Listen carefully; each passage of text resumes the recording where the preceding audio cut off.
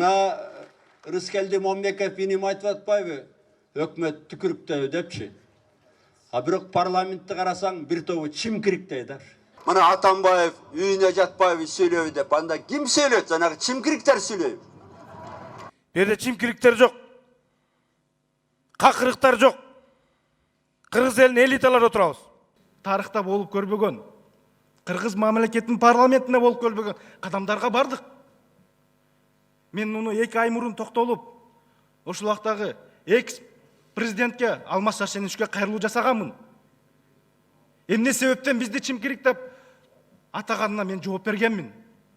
Ертең бұл депутаттар Жээнбековті 3 жылдан кейін табышын деп. Бүгін Жээнбековті мен ескерткім келеді.